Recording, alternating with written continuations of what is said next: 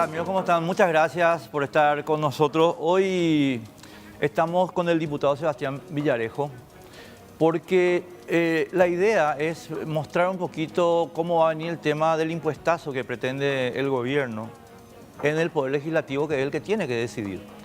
El Poder Legislativo, una cosita de contexto nomás, antes de empezar directamente la nota, estimado amigo, es la representación nuestra del pueblo. Supuestamente ellos tienen que cuidar nuestros bolsillos. Pero en nuestro país, ustedes saben, la representación está distorsionada por la lista sábana y tenemos un problema. Por tanto, creo que Sebastián es uno de los parlamentarios más compenetrados con la tarea y vamos a ver cómo resolvemos esta cuestión. Sebastián, ¿cómo te va? Gracias por estar con nosotros. ¿Cómo está, Enrique? Buenas noches. Saludos, evidentemente, a toda la audiencia que nos está escuchando. Aún contento luego de 2 o 3 días de la victoria Olimpia. Sí, totalmente. En la Copa Libertadores. Esperemos que este martes se sostenga esta victoria con gol. Vos sabés que 4 millones de paraguayos somos felices. Totalmente. Así nomás. Bueno, Sebastián, el gobierno parece totalmente resuelto, aunque jueves, viernes creo que recibieron una postergación de 3 semanas a presentar un paquete de aumentos. La primera cuestión que te quiero plantear es una cuestión política, o sea, no vamos a entrar todavía en el detalle técnico del paquete, ¿verdad? Y es, vos, Pico, ves en la Cámara de Diputados voluntad de defender el dinero de los contribuyentes. No te hablo de la bancada de Patria Querida, en general. No veo. A ver, nosotros tenemos una posición clarísima como partido ya, la hemos tomado, ¿verdad? Yo creo que las cosas hay que analizarlas con respecto a la historia, porque muchas veces tenemos la memoria muy frágil, tanto para votar, pero también como para analizar las cosas que hoy tenemos que tocar. En el 2004 fue la última gran reforma tributaria, y Patria Querida apoyó esta reforma y se hizo un gran acuerdo con el gobierno colorado de ese entonces, de Nicanor. Menciono el partido simplemente porque hoy tenemos un mismo gobierno, ¿verdad? Y un punto en esa gran reforma firmada, que firmaron Pedro Fadul, todos los partidos políticos, estaba Yoyito Franco por el PLRA, Filisola, que está hoy en el Senado, que era País Solidario en esa época y no Frente Guazú, tenía un punto que era la reforma del Estado. Eso nunca ocurrió. Y Paraguay, es importante decir, ¿por qué cambiar lo que de alguna manera funcionó? Los ingresos tributarios en Paraguay se quintuplicaron en este tiempo. Así mismo. O sea, definitivamente se tomó una decisión corajuda, difícil, que dio un buen resultado. Entonces, ¿qué decimos nosotros? Hay que ajustar cosas, quizás, pero ¿dónde realmente está el problema que hoy tenemos? En el gasto público. Así de sencillo, en el gasto público y en la evasión que existe. Y yo hoy, y a lo largo del programa, te voy a dar ejemplos concretos. No creo que haya ni una voluntad política de mejorar el gasto público en este país. Porque los signos que uno ve lo demuestran.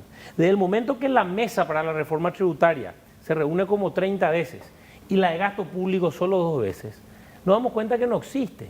Y uso ejemplos concretos de por qué también yo digo, hay que tener cuidado, porque acá no hacen sentar una mesa con técnicos. Entonces, parece lindo escucharla a Benigno o a otros más que pueden tener algún tipo de confianza de parte nuestra, ¿verdad? Pero ¿cuál es la verdad hoy en este gobierno que está ocurriendo? Este miércoles en la Cámara de Diputados, o sea, este miércoles pasado, ¿verdad? Sí. Se aprueba, por ejemplo, una ley de biodiesel. Una ley de biodiesel que los ministros dijeron que estaban en contra en la Cámara de Diputados. La gente del Ministerio de Industria y Comercio nos hizo llegar que estaba en contra. Petropar decía que estaba en contra. La Cámara Paraguaya de Biodiesel decía que estaba en contra. ¿Y quiénes sacaron adelante este proyecto? Parlamentarios oficialistas y del Arnaldo partido de Samaniego gobierno. y Núñez. Claro, pero los votos finalmente fueron de la ANR. No estoy ni siquiera todavía haciendo un juicio de valor del proyecto, no quiero atacar eso, si bien ya lo ataqué el día de la Cámara. Pero es un ejemplo como para decir, cuando el gobierno me dice, o el ministro de Hacienda, a quien respeto profundamente, vamos a atacar el gasto público.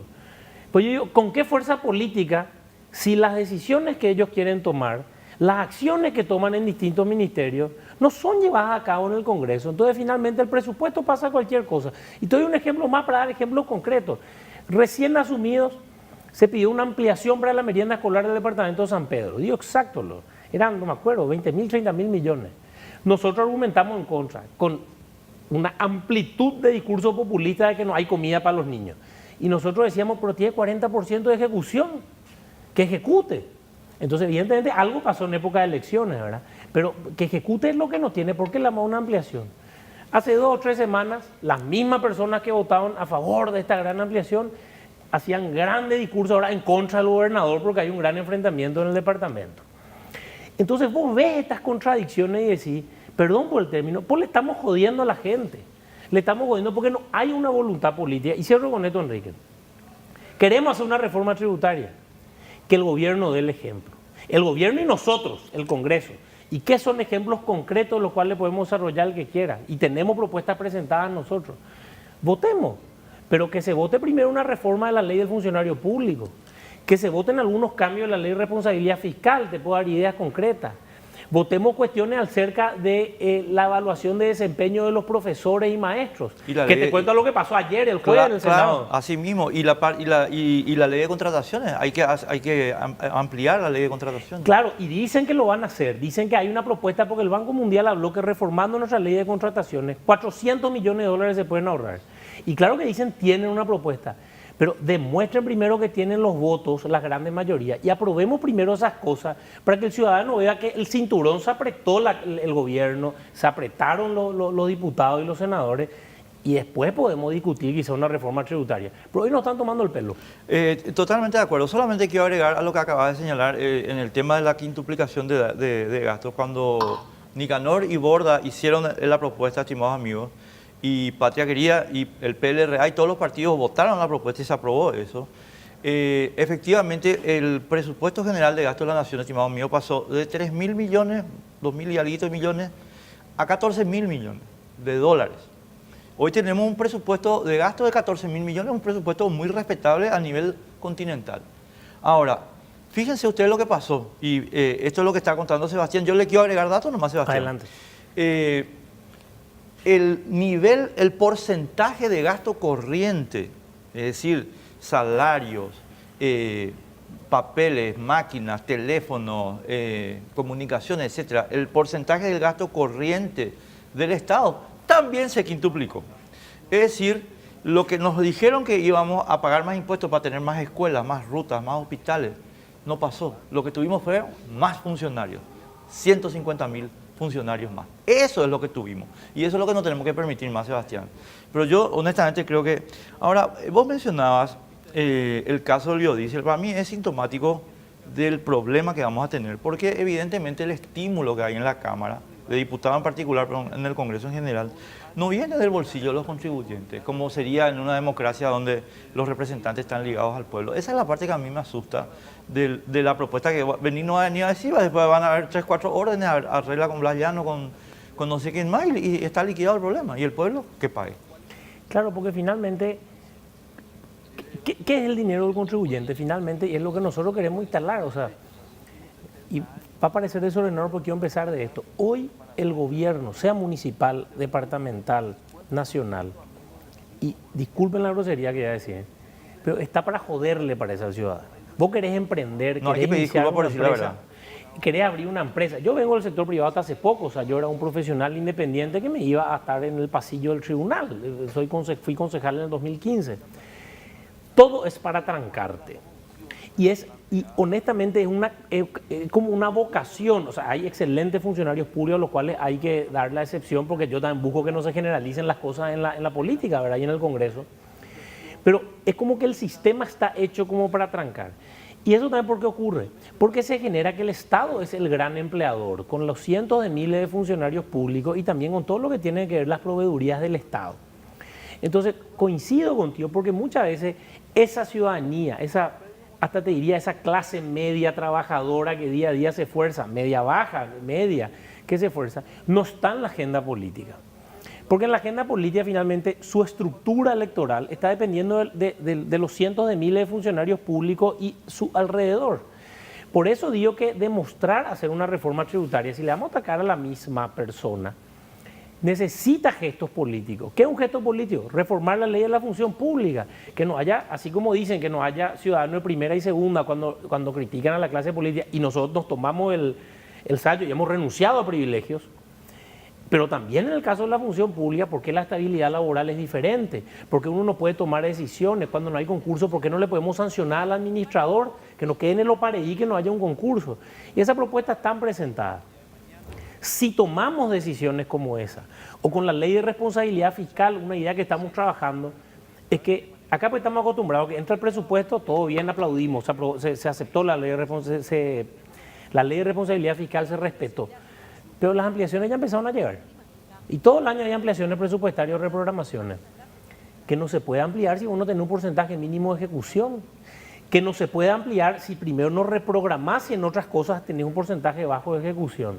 Entonces ahí te cuidas un poquitito más. Si no hacemos estas medidas, en realidad estamos sumando dinero al mismo lobo que nos está comiendo.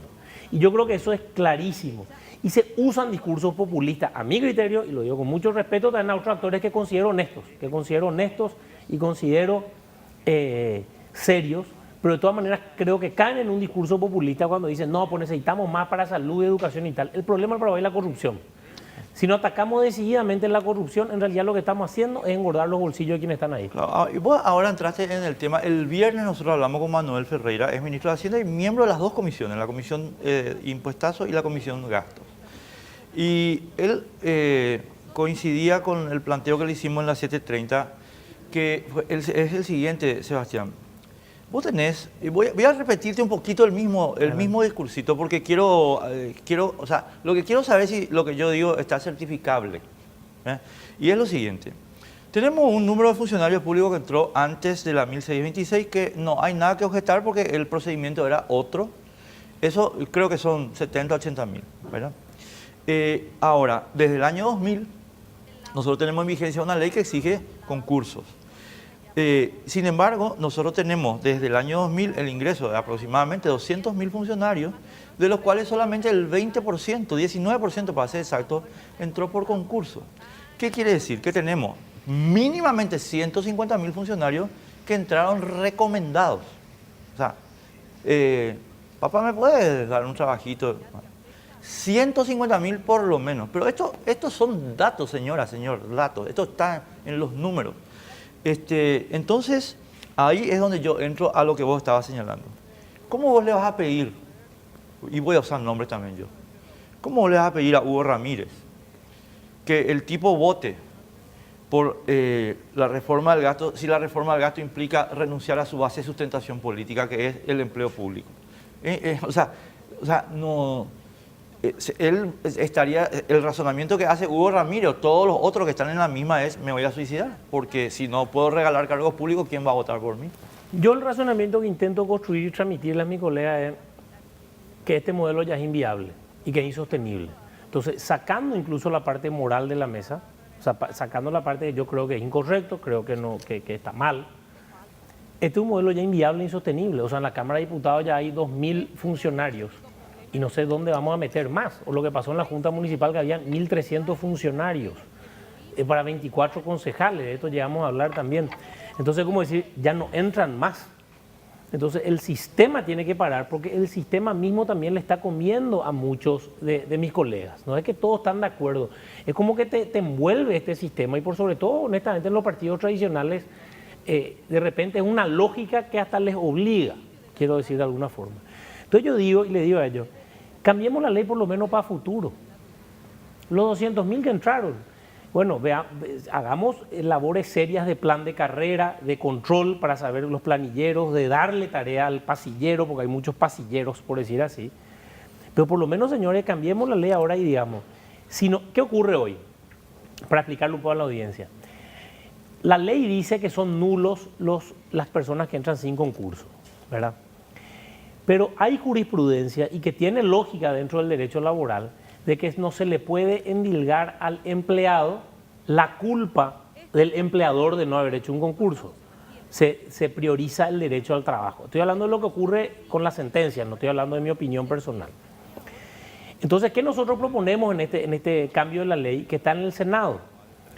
Que el administrador sea responsable solidario cuando le mete a un funcionario sin concurso. Entonces, a partir de que salga esta ley, si vos le metés a alguien sin concurso, tenés que saber que si se anula ese contrato, vos vas a tener que pagar de tu pecunio de esos funcionarios al Estado. Que la ley te obligue a hacer ese concurso y que te sancione si no lo haces. Y por último, también lo que tiene que ver con las estabilidades. Porque hoy tenemos un sistema alevoso, por eso digo lo mirando a la Cámara. Cuando hablamos de reforma tributaria y te dicen que necesitamos más gastos. Hoy, atender lo chistoso, la desprecarización laboral, un gran tema. No, gran mafia. Gran mafia, pero atender, tenés que tener 4 años de contratado para la desprecarización. Pero ¿qué ocurre? Los periodos de gobierno son de 5 años. Entonces la realidad que es que acá no se cumple lo que pasa en cualquier democracia seria, que hay funcionarios de gobierno y funcionarios de Estado. Funcionario de gobierno viene 5 años y se va. Funcionario de Estado, el que se queda porque accedió por concurso. Yo no tengo problema que hayan funcionarios de gobierno, incluso que entren sin concurso. Si a mí me toca ser presidente de la República y tengo que meter gente, pero que se vaya conmigo. Claro, no que se queden eternamente. Claro. Tu desprecarización, la ley está armada para que se queden. Entramos 80 diputados, si metemos gente nueva, lógicamente a los 5 años, ya cumplieron los 4 años, luchan por la desprecarización. Entonces, todas las decisiones políticas que se fueron tomando a corto plazo en este último tiempo, por los mismos actores que hoy dicen que van a reformar el gasto público, son absolutamente contradictorias. De la precarización, la matriz salarial, la forma en que controlan las empresas, cuando el Ministerio de Hacienda legisla vía decreto, la dictadura de los formularios que existen en todos los ministerios. Entonces, empecemos a cambiar, demos un paso. Yo no digo que vamos a vivir en un país perfecto, pero demostrémonos dando pasos, que el Congreso vote la lista desbloqueada, claro, que el Congreso vote la modificación de la función pública, el mismo día si quieren. Ahora quiero agregar también 2 cositas, Sebastián, porque vos metiste el tema, yo no lo iba a meter, pero ya que lo metiste lo voy a meter. Resulta que vos tenés en realidad una perspectiva intelectual correctísima, que creo que cualquier persona medianamente inteligente sabe, ¿verdad? Mientras estaba hablando, estaba mirando el teléfono porque tengo acá los nombres que te voy a mencionar ahora, porque no quiero olvidarme de nadie, por eso nomás estaba mirando el teléfono y te lo voy a leer enseguida. Ahora, ¿qué pasa? Si nosotros mantenemos como base de sustentación política de Hugo Ramírez la entrega del empleo público, porque con eso ganan votos en la interna, o sea, el problema de nuestro país es que Hugo Ramírez, le estoy mencionando a Hugo Ramírez porque me parece el peor nomás, no porque sea el único. Entonces, Hugo Ramírez, ¿cómo gana la interna? O sea, un impresentable desde todo punto de vista. Gana la interna del Partido Colorado en forma recurrente en la Asunción. ¿Por qué? Porque el señor regaló 1.300 cargos en la Junta Municipal y regaló no sé cuántos cargos en el Estado. En consecuencia, el tipo tiene una cohorte de gente fiel a él que depende de él para estar en la función pública. Y entonces la condición es, vos querés el trabajo y querés que tu familia tenga trabajo, pues tenés que votar por mí en la interna. Y por supuesto el tipo se va y gana en la interna. Augusto Barner hace exactamente lo mismo en el Partido Liberal Radical Auténtico en Asunción. Entonces, primer problema, ley electoral, mi querido Sebastián, porque o si no, vos no le podés pedir a un tipo que su base electoral es esa, que se suicide. O sea, desde el punto de vista lógico no te va a admitir eso. Entonces, primer paso. O sea, yo estoy totalmente de acuerdo con presentar todo eso, pero un paso para arreglar la economía es liquidar el tema de la lista sábana. Y ahora viene el segundo paso que vos también mencionaste y ahora te voy a leer los nombres. Nosotros tenemos en el Poder Judicial, estimados amigos y Sebastián, y vos sabés esto, pero ahora vos tenés posición de poder para resolver la cuestión. Una señora que se llama Miriam Peña, que es la ideóloga, no en la Corte, desde que era jueza en lo laboral, de la distorsión que acaba de mencionar Sebastián de la 1626. Ella es la ideóloga. Ella articuló el argumento. Y el argumento de ella lo usaron y lo usan todavía recurrentemente Rodrigo Escobar, Amado Verón y Martín Ábalos de la primera sala y Rolando Ojeda, Arsenio Coronel y Celeste Jara de la segunda sala. Entonces, estos jueces simplemente han perforado, desde la Corte Suprema hasta estos tribunales, han perforado totalmente la 1626 para garantizar que el vago que entra con Hugo Ramírez se queda para siempre en el Estado, a costa nuestra. Entonces, estos tipos se tienen que ir al jurado de enjuiciamiento, tienen que ser destituidos. Miriam Peña luego juicio político, porque violaron la ley, mi querido Sebastián.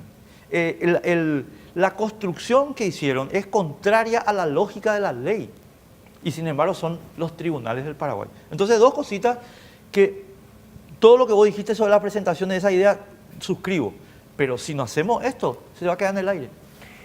Sobre la ley electoral, y bueno, creo que la mayoría de la audiencia lo sabe, me toca también ser medio vocero de Pachequería en todo lo que es la reforma electoral, porque me ha tocado, honestamente, no solo jugar de general en las elecciones, hoy que soy diputado, sino en razón a, me considero todavía joven. No hace mucho tiempo fui veedor de Mienza, fui miembro, fui apoderado local, distrital, nacional, o sea, estuve realmente en cada pequeño espacio. El cursus honorem. El cursus honorem de las elecciones hice. Fui un veedor en el 2003 y bueno, me toca ser apoderado nacional hoy, ¿verdad?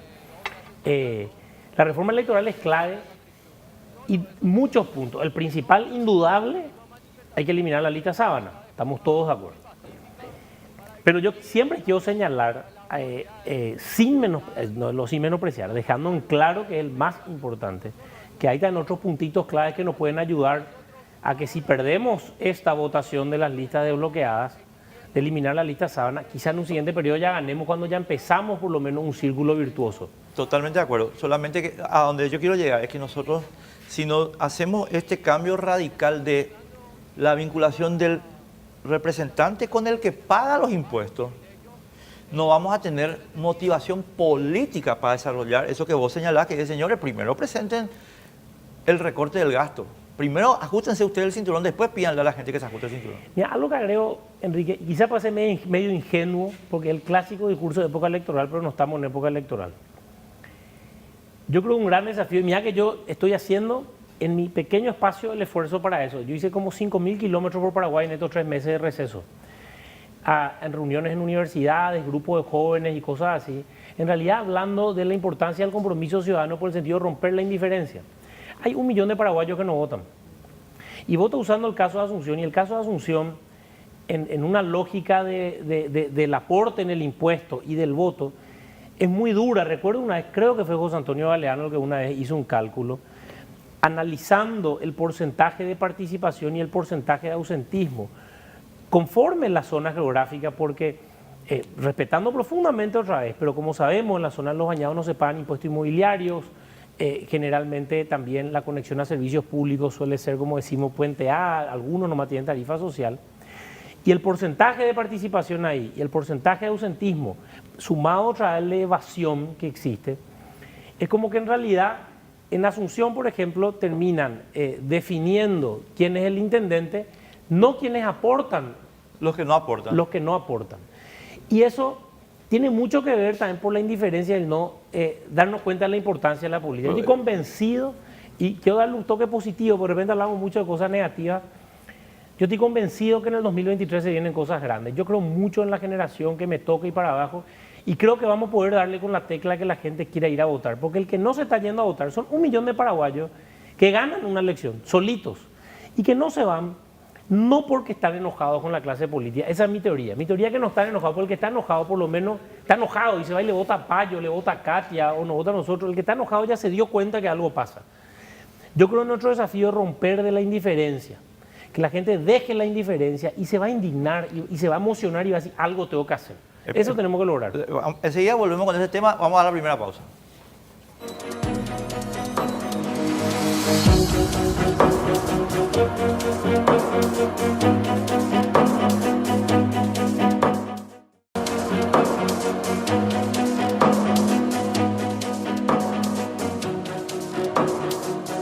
Volvemos con el diputado Sebastián Villarejo. Estamos hablando, estimados amigos, del impuestazo que nos quiere imponer el gobierno y de cómo deberíamos responder. Y Sebastián acaba de plantear un tema interesantísimo, que es que los que pagan impuestos en general no se van a votar.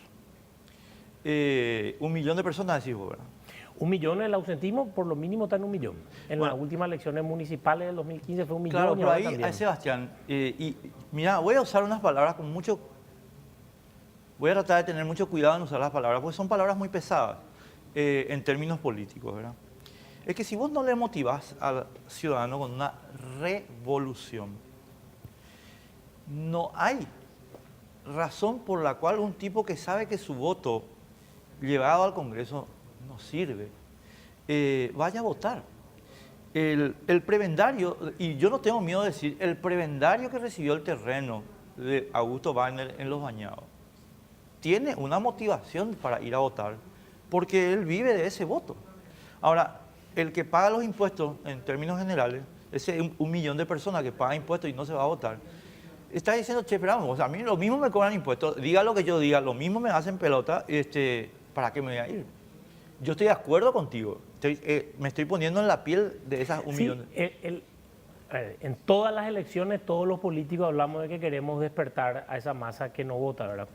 Bueno, y es nuestra responsabilidad y es nuestro esfuerzo, no solo nuestra, porque como yo decía, yo me voy a dar charla en la universidad y la verdad soy medio, no sé cómo decirlo, provocador con los jóvenes con quienes me toca hablar, porque me hablan de que la política y tal cosa y le digo, acá el único responsable es el que no se va a votar. Yo no voy a asumir la responsabilidad del que no se va a votar, voy a asumir la responsabilidad y la asumo de frente de hacer todo el esfuerzo posible y convencido, aunque tengamos 1% o 100%, de construir un proyecto político para las futuras elecciones decidido y que salga un poco de estos extremos populistas que estamos encontrando hoy en Paraguay y en la región. Porque ahora hay extremos populistas de ambos lados. Sí.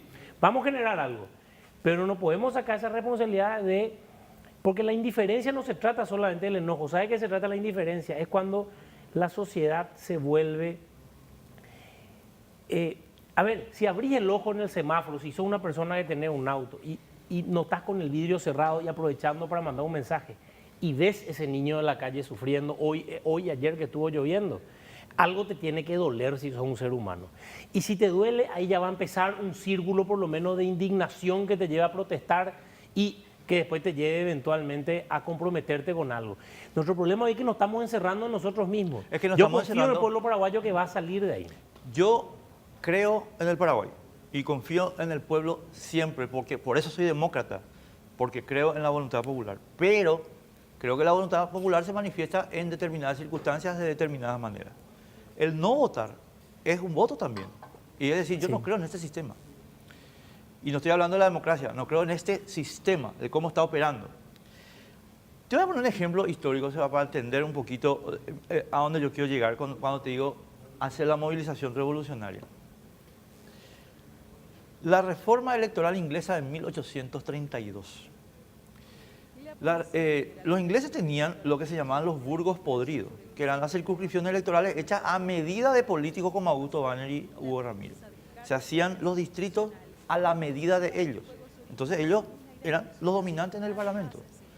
Hasta que el tema de la suba de impuestos generó un movimiento revolucionario en los dos partidos ingleses, en ese momento eran liberal y conservador, y se hizo una reforma electoral que modificó para siempre la cuestión, que es la actual ley británica de elecciones.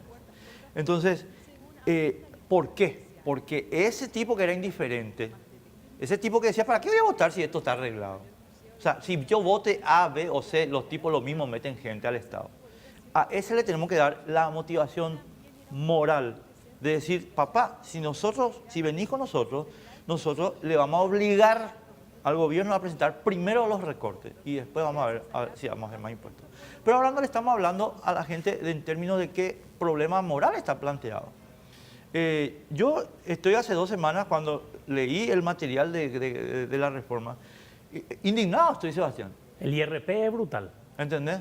IRP, pero ¿y el selectivo al consumo? Voy a repetir algunas cifras para que la gente, espero que te asuste, señora, señor. Te quieren cobrar, además del IRP y además del IVA, 200% de impuesto selectivo al consumo a su celular. 100% a tu jugo, el jugo ese que compras para tener, no sé, frugos, ese papo, 100% selectivo al consumo. 200% a tu electrodoméstico, si voy a ir a querer comprar una licuadora. 200%. ¿Para qué? Para que el badulaque de Hugo Ramírez siga metiendo gente y siga ganando la interna del Partido Colorado. Y el otro sinvergüenza de Augusto Wagner, la misma cosa. Y 70 políticos en la Cámara de Diputados. ¿Sabe por qué empieza con una mentira este tema de la reforma tributaria? Bueno, entre otras muchas mentiras, pero algo que quiero señalar. Vamos a ser claros. Si nosotros elegimos quién es un mal administrador de dinero, ¿quién es? El Estado. O sea, hoy, pero no es lo así por el tema de la línea baja, ni celulares supieron administrar.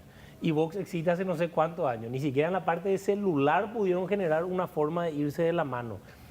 Ni la caña, ni la ANDE, es el único país que el que vende un producto te pide que no lo uses. Así mismo. Entonces, ¿bajo qué punto de vista, sin generar por lo menos primeros pasos que demuestren que el camino se va a poner bien, darle más dinero a algo que no funciona, tiene lógica, es lo que yo suelo decir. Y para decirle a la gente lo mismo, este es un impuestazo que va a atacar a la clase media principalmente. Y imagínense, el IRP, el primer planteamiento que hubo, porque hay que decir cuál fue el primer planteamiento, porque ahí uno ya ve la vocación de la persona. Después está lo que ocurre en la discusión. Pero si vos venís conmigo y yo te planteo quiero tal cosa en lo electoral, ya sabes mi vocación que yo estoy buscando. El primer planteamiento del IRP hablaba de una deductibilidad del 30%, si no estoy equivocado, Sí. y después como máximo, o sea, esa era presunta, como máximo deducir 30 millones de guaraníes año. Y no había más nada que puedas deducir. Así era, y te puedo mandar el texto, no estoy mintiendo. No, te creo perfectamente. Entonces, si ese era el planteamiento original, te está diciendo cuál era la vocación al sentarse en la mesa de esta gente. No era la vocación correcta. Acá nos están diciendo, y yo acá quiero ser claro, si me tocara a mí ser presidente de la República alguna vez, y me gustaría hacerlo, acá la forma de recaudar más del Estado, para mí es sencilla. Hay que fomentar la iniciativa privada y el emprendimiento. Si hoy nuestro PIB es de 35.000 millones de dólares, no es que el Estado tiene que crear otra Itaipú o otra tal cosa. Señores, Uber, que tanto discutimos de Uber vale 3 veces el PIB de Paraguay y es una persona creativa que tuvo una buena idea. Mercado Libre, que es una página web que nació en Argentina, cruzando el río, vale el gasto público del Paraguay. Entonces, nosotros tenemos que lograr que hayan empresas paraguayas que lleguen a un nivel altísimo y de esa forma van a pagar más impuestos. Es mucho mejor cobrar 10 de 1 millón que cobrar 30 de 100. Es mucho mejor. Y esa vocación hay que sentir del gobierno. Y si vos sentís que existe esa vocación, sentís que existe y una vocación que sea lineal para todo el gobierno, porque yo puedo ver un buen trabajo de Liz Kramer en Industria y Comercio, con buenas iniciativas quizás, pero después veo que ese ministerio no está tan de acuerdo con ciertas leyes, pero se terminan aprobando en el Congreso. Entonces digo, acá no hay una línea en este gobierno, acá no hay un destino hacia el cual nos están dirigiendo. Entonces, ¿cómo yo voy a confiar en dar esto? El IRP era directo para eso. Y una cosa no me quiero agregar, el selectivo al consumo. Porque de repente el discurso populista que hace, y es donde nosotros no queremos caer en patraquería, por eso hablamos del todo. Porque lógico pueden haber algunas cosas que haya que levantar impuestos, no sé, el tabaco, pero si entramos nosotros al detalle, acá va a ser la suma donde todos elegimos algo y sube todo. Que hay que hablar del concepto total. Cuando va a hablar del selectivo al consumo, no se puede hacer una suba de impuestos sin ver la realidad. Hoy vos te vas a cualquier ciudad de frontera en el Paraguay, y no los supermercados, pero las despensas venden gaseosas de contrabando, vende jugo de contrabando, vende yogur de contrabando, vende agua mineral, que por cierto tiene selectivo al consumo, esta agua que está en mi mesa, de contrabando. Ahí. Si nosotros no somos capaces de controlar la frontera y lo que va a ocurrir es que le vamos a levantar y le vamos a hacer inviable el trabajo al que está en Paraguay, lo que va a ocurrir es que nos vamos a llenar de contrabando. Y entonces, ¿qué vamos a hacer después? Vamos a tomar medidas populistas, como la que se hizo en el Congreso hace poco, que por traer 2 cajones de tomate te podés ir preso no sé cuántos años. Y preso, se criminalizó. Entonces, en realidad lo que no funciona son las instituciones, lo que no hicieron. Yo creo que están encarando en el mal sentido. Y existe forma de cambiar las cosas. Eso es lo que, como siempre quiero nomás terminar positivo, decir, existe. Acá la revolución que hay que hacer para mí, Enrique, es la revolución de la honestidad y la eficiencia. No hay que caer en el discurso ideológico todavía. Yo ahí quiero plantearte, Sebastián, yo quiero contarle a la gente una cosita, un pequeño cuentito breve. Yo, desde chiquitito, mi gusto es internacionales, en términos de prensa, ¿verdad? Sí, sí. ¿Pero por qué? Porque para mí siempre fue una lección de cómo había que hacer o cómo no había que hacer las cosas. Y de hecho sigo pensando de ese modo y viendo las noticias internacionales en si qué lección nos dan a los paraguayos. Terminado el cuentito, voy al tema. ¿Sabes lo que pasa, Sebastián? Los seres humanos somos iguales en todo el mundo.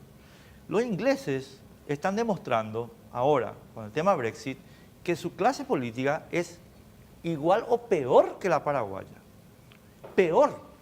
Es una clase política que no tiene ningún enchufe de patriotismo, vamos a llamarle, interno. ¿Por qué? Por lo que Adam Smith decía en 1700 no sé cuánto. Señores, el impulso del ser humano no es ni el bien, ni la moral, ni nada, es el egoísmo. Punto, el egoísmo. Y si controlamos eso institucionalmente, ahí vamos a ir para adelante. Y tuvo razón porque efectivamente los países que hicieron eso fueron los que fueron para adelante. ¿Por qué te estoy haciendo este discurso? Porque, Sebastián, acá el problema está en que vos no vas a encontrar esos ángeles que estás buscando. No existen. Lo que tenemos que hacer es sacar el incentivo institucional para que el sistema político deje de funcionar como está funcionando. A ver, en algo coincidimos y en algo no tanto. Yo digo mucho esta frase, y ¿cómo se dice? Ya se burlan medio de mí algunos. Una frase que me dijo el ingeniero Cataldo, lo cito, que en realidad es de Klitgard, que dice que la corrupción es igual al monopolio más la discrecionalidad menos la transparencia, ¿verdad? Lógicamente, el que le toca llegar al gobierno o algo por el estilo tendrá que trabajar en ese sentido. Uno tiene que romper los monopolios, romper la discrecionalidad y dar transparencia. Y ahí señalo otro ejemplo. Si en la Cámara de Diputados este miércoles se votaba la publicidad de la declaración jurada de los funcionarios públicos, se presentaron 2 dictámenes, y lo digo bien. Un dictamen me tocó defender a mí porque realmente modificamos, porque lo que se aprobó en el Senado era también ya... no era exagerado en la publicidad, pero no, era medio ilógico, fue medio rápido por las apretadas que hubo ahí, sabemos cómo fue. Le dimos contenido, trabajando con los promotores de estas iniciativas, incluso ampliando el formulario, y se hizo otro dictamen que es cualquier cosa. Que el que se aprobó. Que el que se aprobó por mayoría abrumadora, definitivamente. Entonces, yo no estoy diciendo que hay que inspirar nomás necesariamente la parte moral de la gente. Hay que construir sistemas de control, y si construimos esos sistemas de control va a existir. O sea, vos te vas a la facultad o al colegio, ¿verdad? Y el profesor te deja copiar, copia el 90%, y el profesor controla y copia el 10% que siempre lo va a copiar. Entonces, lógicamente hay que construir los sistemas de control. Y cuando yo hablo de temas de una revolución de la honestidad, entre comillas, uno tenemos que dar el ejemplo y tenemos que empezar a tomar decisiones sobre estos sistemas de control. Y esas señales no las veo, por eso estoy en contra de cualquier cosa que le ayude a este sistema hoy en día.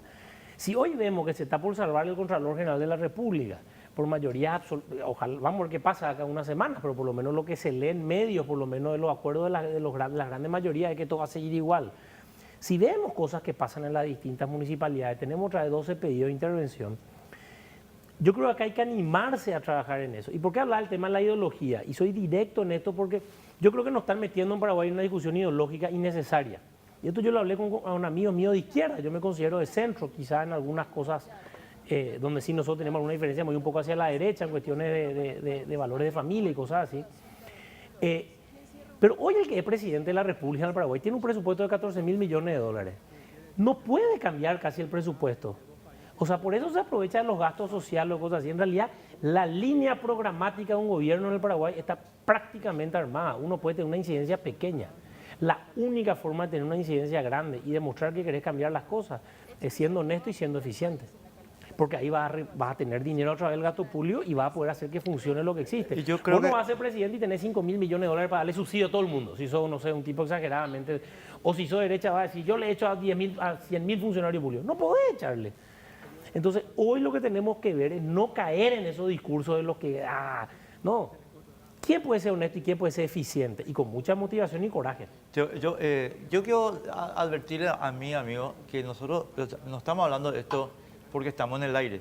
Yo le voy a plantear ahora, a la vuelta de los mensajes que vamos a irnos ahora, por qué creo que hay que hacer esta valoración moral. Y no tiene nada que ver con el aire, tiene que ver con cuestiones prácticas. Enseguida.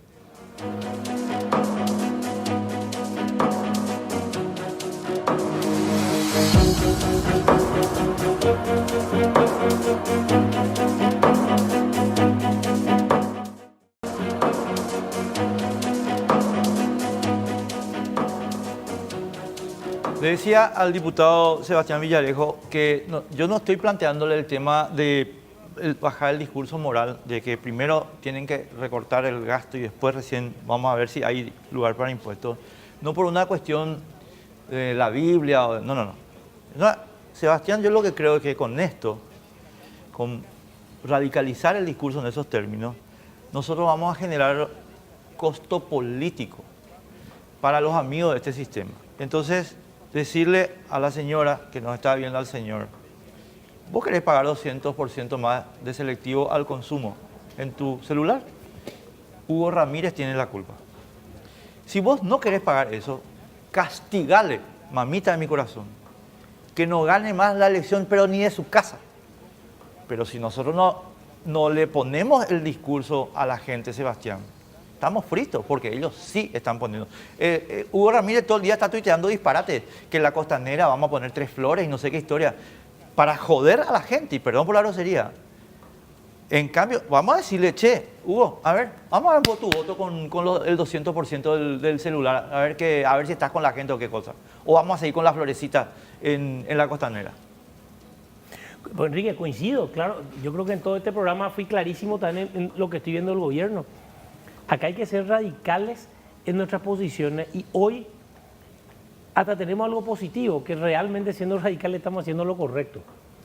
O sea, realmente hoy nuestro país necesita posiciones demasiado claras. Y tenemos que decir, ¿cómo le vamos a dar más dinero al gobierno que le tiene al Lerete, director de Itaipú? O Nicanor, que está en Yacyretá. O vemos ministerios que le estamos dando superpoderes y que vos no ves ningún tipo de transparencia. Y vamos a tener que controlarlo evidentemente acá a corto plazo. Lo que está pasando con la merienda escolar, con el 20% del FONACIDE que se va. Con el aumento que se dio para educación sacando el requisito de la... Imaginémonos, esto hay que decir estas cosas, porque esas son las cosas que no se ven y de repente son votos populistas. El jueves se define, se hace un aumento del 16% para todos los docentes. Y hablo bien de los docentes, no estoy hablando mal. No, bueno, se merece, hay un aumento, perfecto. Pero se pone en el presupuesto que ese aumento tiene que tener 3 requisitos. Evaluación de desempeño, capacitación y que sean de aula, que no sean estos administrativos. ¿Qué ocurre? Vienen ahora y tienen que cobrar. Entonces, ¿qué hace la clase? ¿Qué hacen las mayorías? Derogan ese artículo. ¿Nosotros qué intentamos hacer? Señores, bueno, vamos a perder. Pero que este año el Ministerio de Educación tenga que hacer esas capacitaciones, porque lo que te dicen es, pues el Ministerio no nos capacita, no nos evalúa. Entonces, ¿cómo no vamos a tener nunca el aumento si el Ministerio no nos hace? Entonces, obliguémosle al Ministerio que haga este año. Y no es falta de plata, no caigamos en ese discurso. Y ahí yo quiero ver, porque hay toda una discusión, pero yo quiero ver ya eficiencia en el ministro Peta, y lo digo bien claro. Pues estoy viendo mucho discurso, pero todavía no estoy viendo eficiencia. El FEI, el Fondo para la Excelencia, para capacitación docente, tengo en el celular para buscar los montos exactos, pero había como 100 millones de dólares y no tenía una ejecución del 30% el año pasado. Esa plata que está parada en el banco si viene de FONACIDE. Entonces, si nos generamos a través de la ley la obligación de que el ministerio tenga que romper su burocracia y capacitar a los docentes para que estos docentes tengan un aumento, vamos a seguir en ese mismo círculo vicioso donde finalmente entonces son todos operadores políticos y son todas personas que están finalmente vinculadas. Si nos generamos estos requisitos, entonces si vemos estos votos hace 3 días, cuando el jueves se vota esto, si vemos este tipo de votos, pero tenemos que animarnos a decir basta. Tenemos que animarnos a decir no podemos dar nada hasta que veamos signo político. Y signo político tiene que ser claro, y esto diciéndolo al presidente de la República. No es un discursito lindo del presidente, ni de 2 o 3 ministros.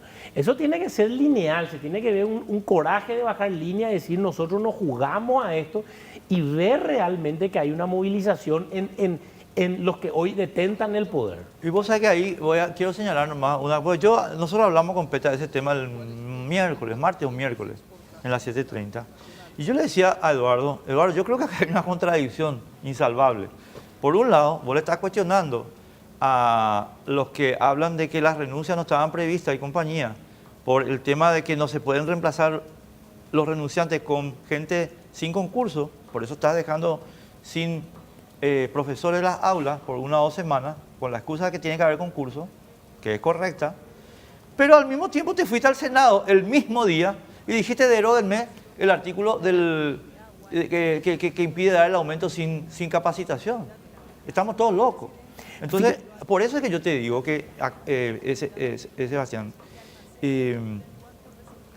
la clase política paraguaya no tiene incentivos prácticos para trabajar en beneficio del contribuyente.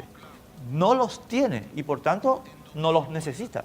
Es que el incentivo, quiero mencionar para darle los números nomás a la gente concreto. Capacitación de los educadores para mejoramiento de aprendizaje. Es para 2014-2019 61 millones de dólares, que son 272 mil millones de guaraníes.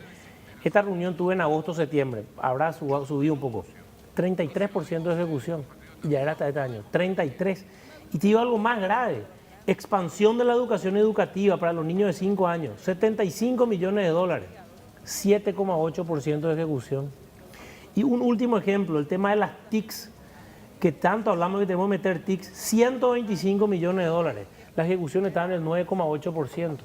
Esa plata que está, no es plata que se puede usar, está parada porque es FONACIDE, no se puede tocar para otra cosa.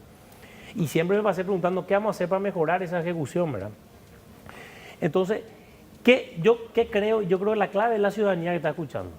Si algo pasó en este tiempo, si hoy González Daer hoy está en Tacumbú, si Zacarías Irún posiblemente pasen algunas cosas, por lo menos según vemos ahora que le sacaron los fueros, y bueno, ojalá la justicia actúe, está siendo perseguido ya por la justicia, y son senadores de la República. Y si otras personas están en esa situación o hubieron pérdida de investidura en la Cámara de Diputados y de Senadores, es porque la ciudadanía se empezó a movilizar y jugarse. Y si la clase política en la cual me incluyo, cuando todos nos damos cuenta que el precio de la democracia es la eterna vigilancia por parte de la ciudadanía, y la ciudadanía está activa, y está ahí, y te escribe, y te insiste, y se acerca, cuesta el voto. Yo digo, si para la lista de bloqueada tenemos gente ahí, y hay otra vez gente haciendo, llamémosle, ¿cómo se dice? Dilo, quilombo. Armando quilombo, va a ser más claro. Sí. No va a ser fácil no levantar la mano a favor para quienes están en contra. No va a ser fácil, porque se siente esa presión. Se siente esa presión que a veces se puede desbocar. Eso también hay que decir porque de repente ya se malinterpretan cosas ni te inventan cualquier cosa. Pero se necesita. Solamente termino la pausa, Sebastián, la última. Y lo único que te digo es lo siguiente. El problema es que los tipos que están escuchando, pero del lado del prebendarismo, también están planeando cómo embromarle a la gente. Y entonces, efectivamente, vos decís, vamos a hacer una protesta, se te infiltran, se te presentan discursos radicales ridículos, etcétera, etcétera. Es decir, esto hay que trabajarlo con el... Pero ahí vamos a ganarle. Esta es una carrera de resistencia, no de velocidad, vamos a ganarle 1 a 1, 5.000 kilómetros ya dice Dani, y todos estamos ya, vamos a irnos, corazón a corazón, Enrique. Vamos a convencer a la gente. Venimos en un minuto.